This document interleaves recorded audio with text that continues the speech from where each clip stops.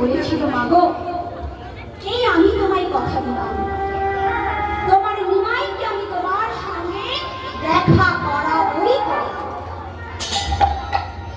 বিদায় যাত্রার কথা ছিল বাবা। কেমন করে না, কয়েকজন বালককে নিয়ে ঘুরিয়ে ঘুরিয়ে ওই ভারতী আশ্রম থেকে নিমাইকে নিয়ে এসেছিল শান্তিপুরে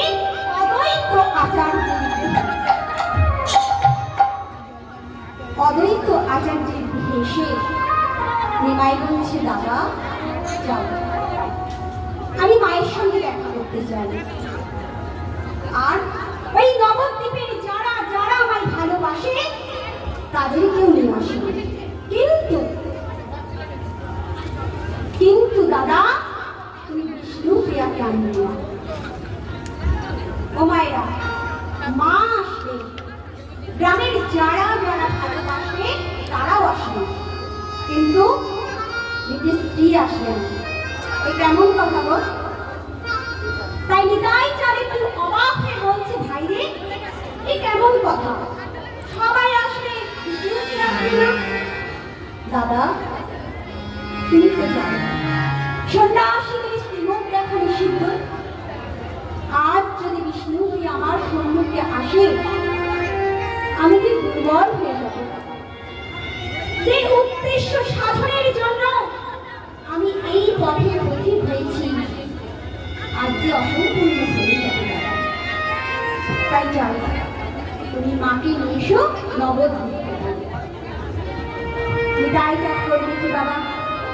ভাইয়ের কথা মতো নিতাই চাঁদ চলল নবদ্বীপে। মাকে আসলো কেমন করে?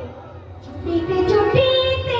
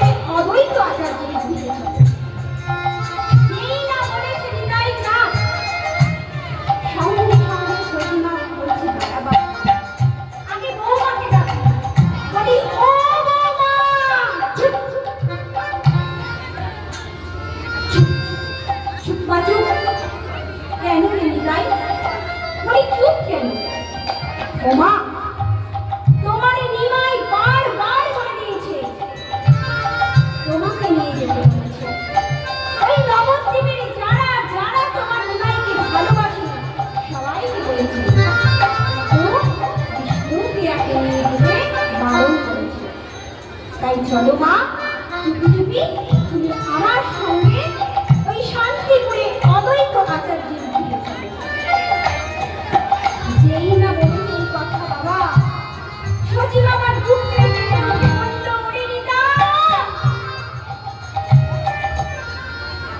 আমি যে আমাদের জন্য বলিনি রে বাবা,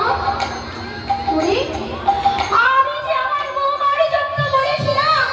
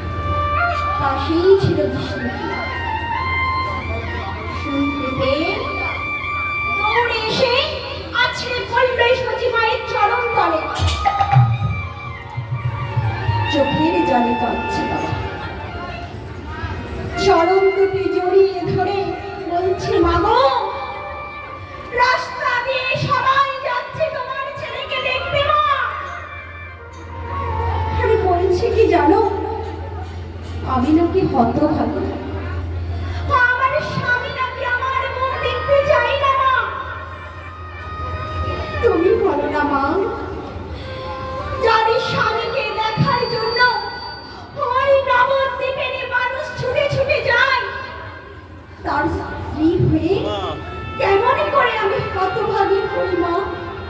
জানো না? বেশ মা, যাব না আমি। তুমি যাও, তোমার ছেলের সঙ্গে দেখা করতে তুমি যাও। বিষ্ণুপ্রিয়া করল কি বাবা? সচি মাকে ঠেলতে ঠেলতে পাঠিয়ে দিল। ওদিকে সচি মা কাঁদতে কাঁদতে নিতাই চাঁদের হাত ধরে চলল শান্তিপুরে অদ্বৈত আচার্য। আর বিরোহিনী বিষ্ণুপ্রিয়া করছে কি জানো না? চোখের জলে কাঁদতে কাঁদতে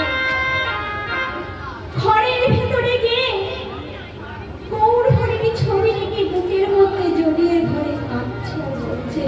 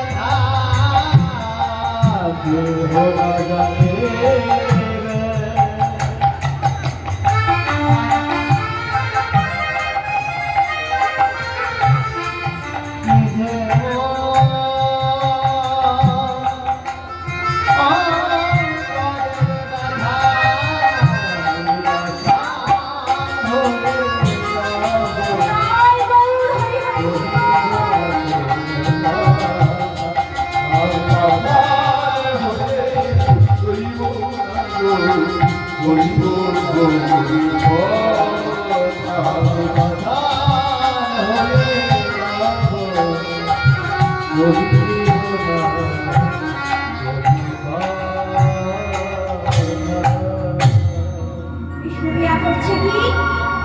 নিজের হাতে মালা বেঁধে গৌরহরির ছবিতে পরিয়ে দিয়ে কি বলছে, নিজ হাতে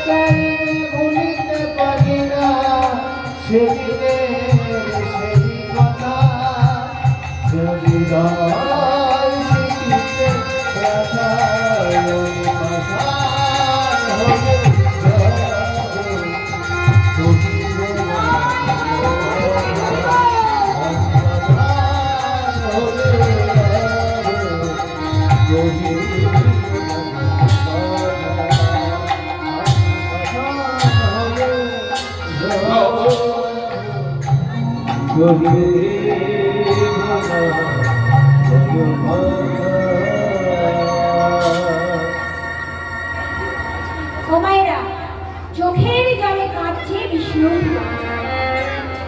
আর এদিকে নিতাই চাঁদের হাত ধরে সচিব মায়ের উপস্থিত হলো শান্তিপুরে অদ্বৈত আচার্যের গৃহে। তা বাবা নিমাইকে দেখে সচিব মায়ের আনন্দ আর ধরে না। কতদিন পর নিমাইয়ের সঙ্গে দেখা হলো।